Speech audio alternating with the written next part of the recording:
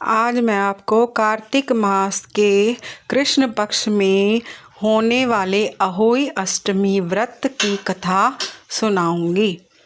प्राचीन काल में एक साहूकार रहता था जिसके 7 बेटे और 7 बहुएं थीं।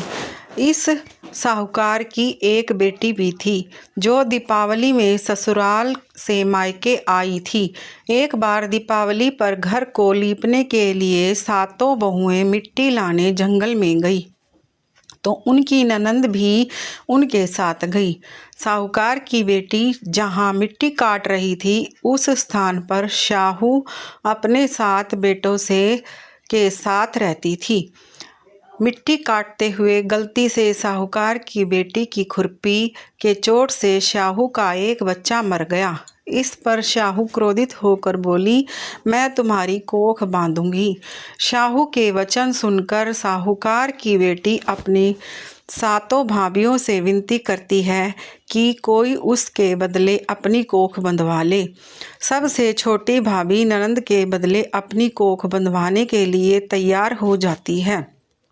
इसके बाद छोटी भाभी को जो भी बच्चे होते हैं वे 7 दिन में मर जाते हैं। 7 पुत्रों की इस प्रकार मृत्यु होने के बाद उसने पंडित को बुलवाकर इसका कारण पूछा। पंडित ने सुरही गाय की सेवा करने की सलाह दी। सुरही गाय छोटी बहू की सेवा से प्रसन्न होती है और उसे शाहू के पास ले जाती है। रास्ते में थक जाने पर दोनों आराम करने लगते हैं। अचानक साहूकार की बेटी छोटी बहू की नज़र एक ओर जाती है और वो देखती है कि एक सांप एक गरुड़ के बच्चे को डसने जा रहा है। यह देख छोटी बहू वह सांप को मार देती है।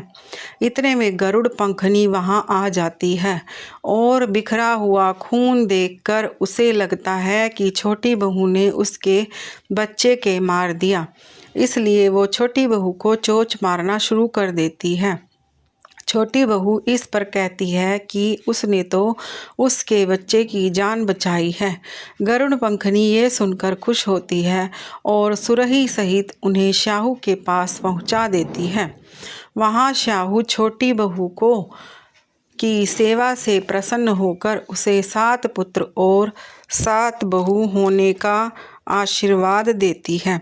शाहू के आशीर्वाद से छोटी बहू का घर पुत्र और पुत्र वधुओं से हरा भरा हो जाता है। हे अहोई माता, जैसे तूने उसकी बहुओं बेटों को जीवित रखा, उनकी लंबी आयु दीर्घायु करी, ऐसे ही कहानी सुनने वाले की और हुंकारा भरने वाले की बच्चों की भी रक्षा करना, सुरक्षा करना।